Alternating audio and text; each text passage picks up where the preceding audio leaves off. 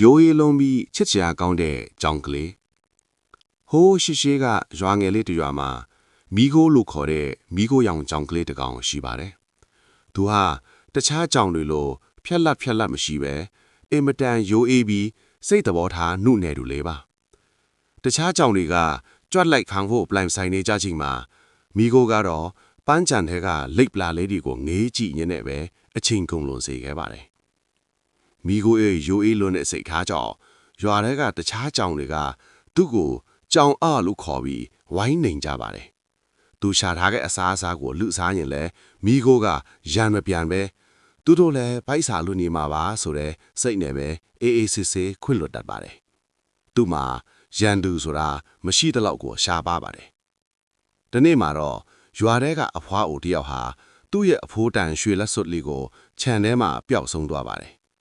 တခြားကြောင်တွေကတော့အစာရှာဖို့ဝယ်စိတ်ဆောနေကြပေမဲ့ရိုးအေးတဲ့မိခိုးကတော့ဝမ်းထဲနေတဲ့အဖွားအိုကိုကြည့်ပြီးစိတ်မကောင်းဖြစ်နေခဲ့ပါတယ်။သူဟာတနေကုန်ပန်းကြံထဲမှာငိမ့်လေးဝတ်နေရင်းနဲ့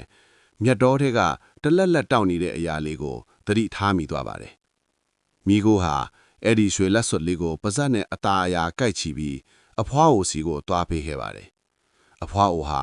ဝမ်းသာလွန်လို့မိခိုးကိုပွေ့ချီပြီးအကောင်းဆုံးအစားအစာတွေနဲ့ကြွေးမွေးယုံတယ်မကပဲ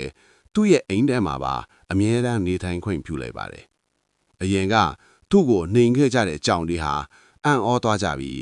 မိခိုးရဲ့ယိုသားအေးဆေးမှုကြောင့်ရရှိတဲ့တန်ကောင်းခြင်းကိုငေးကြည့်နေကြရပါတယ်။ဒီပုံပြင်လေးကပေးခြင်းတဲ့သင်ခန်းစာကတော့ရိုးအေးခြင်းနဲ့သီးခံခြင်းဟာအားနည်းခြင်းမဟုတ်ပဲ